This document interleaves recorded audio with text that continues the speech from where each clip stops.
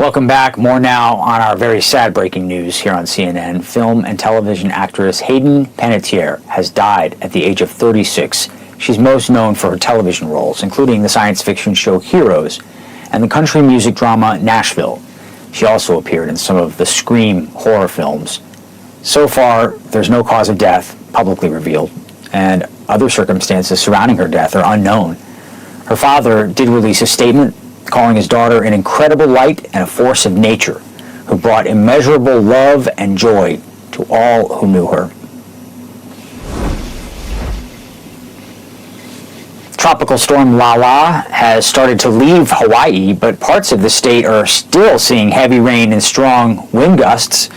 Officials say the most serious threat now is flash flooding and mudslides, especially in higher areas. Lala made its closest approach to Hawaii's Big Island on Saturday as a Category 1 hurricane, leaving behind a lot of devastation. Hawaii's governor says at least 100 homes have either been damaged or lost. Video from the scene shows just how powerful those floodwaters can be. Very scary moments here when this vehicle was just pushed down a road with 2 paramedics inside. They ended up being rescued by the National Guard, and they're safe now. Also, wind gusts toppled trees, knocked down utility lines, and still at this hour, about 180,000 customers are without power. And they've been warned that these outages could last a while. We get more from CNN's Jen Sullivan. Fierce winds and heavy rains pummeling the Hawaiian Islands as Lala slammed the Big Island as a Category 1 hurricane, with maximum wind speeds reaching 80 miles per hour. There are whitecaps as far as the eye can see, and the winds are so strong they shear the tops off the waves. Rainfall totals in some areas reaching over 30 inches. Dangerous situation. This storm really lived up to what we expected it to be, which was very impactful, especially from its rain. The rushing waters swallowing this highway on Hawaii's Big Island, forcing authorities to shut it down.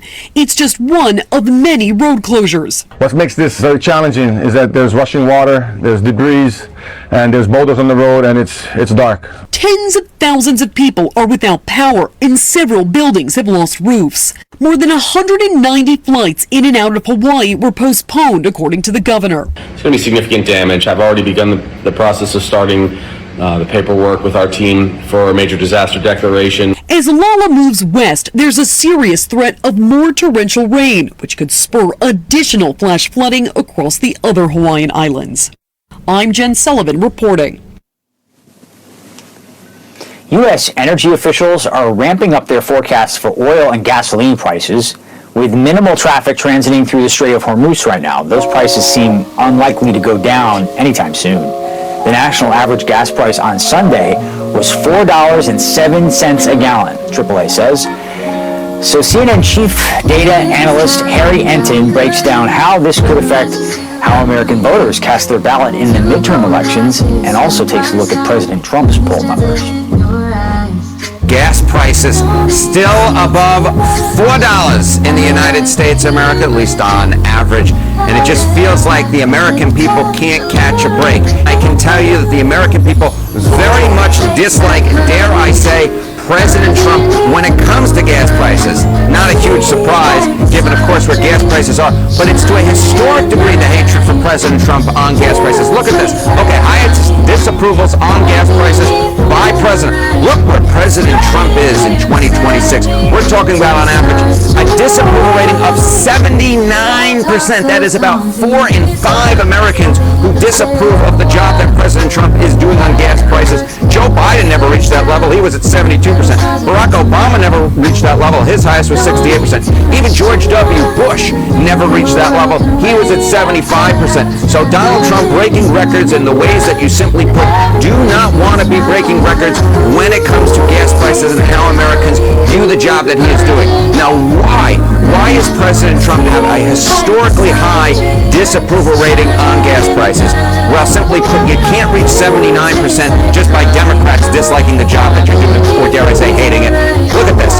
It costs crosses party lines. You get the rare trifecta. Yes, you get 96% of Democrats. That's not so surprising. You disapprove of the job that President Trump is doing on gas prices.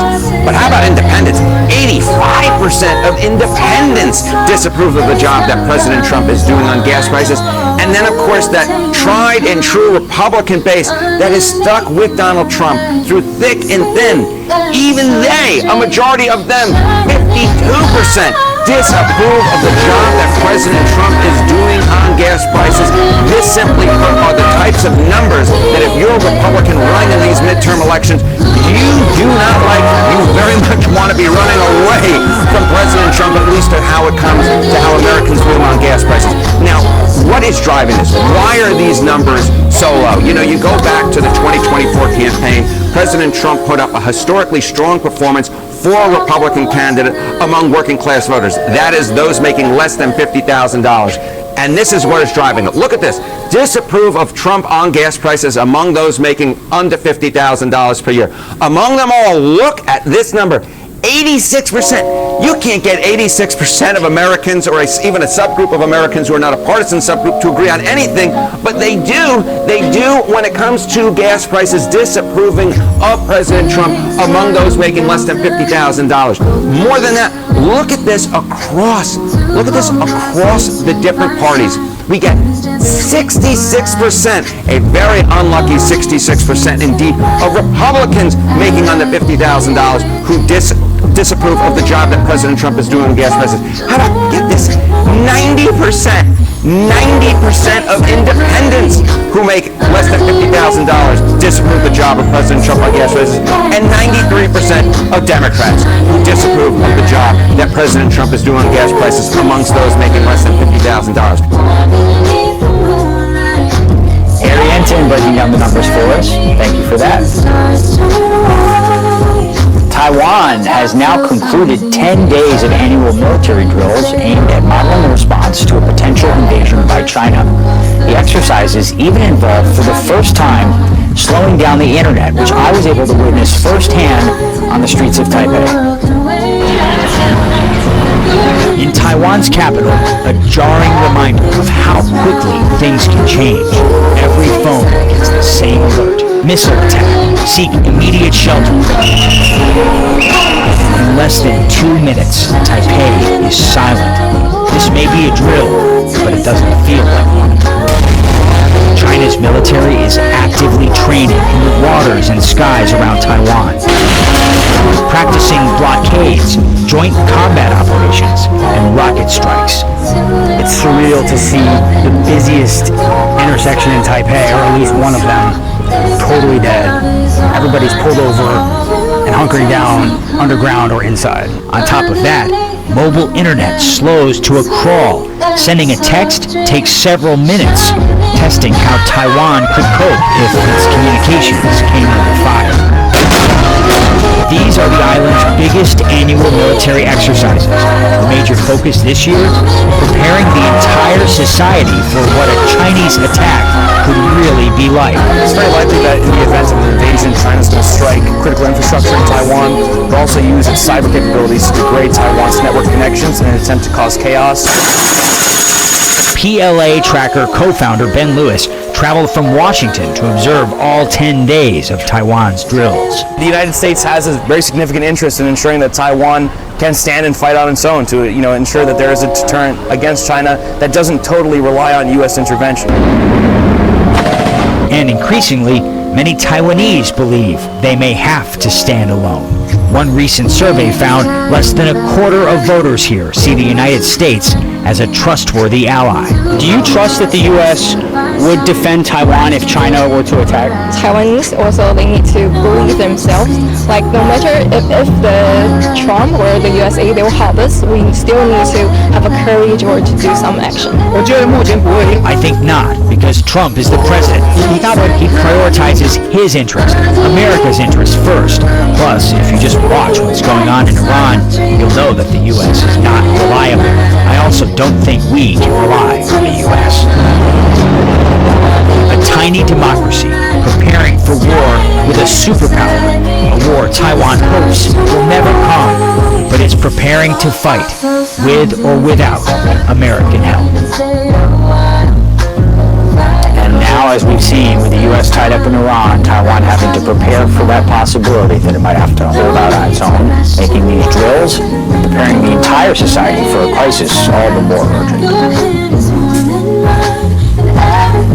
Former MLB pitcher Tommy John passed away on Saturday. He's perhaps best known as the namesake of a revolutionary elbow surgery, which gave the left-hander's career incredible longevity.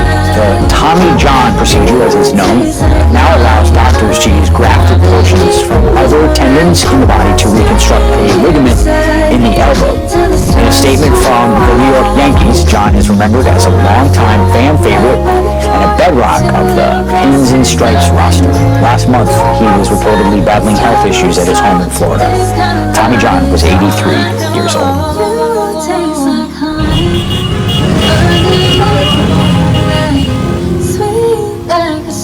And check out this heartwarming superhero scene in Argentina over the weekend.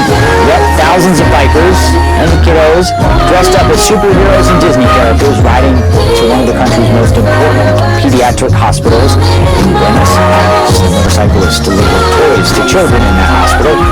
Organizers say the annual Children's Day tradition is now in its 20th year and was inspired by a similar hero convoy in Scotland. Thanks for watching CNN Newsroom. I'm Will Ripley, live in Hong Kong. Much more news right here on CNN after the break. Stay with us.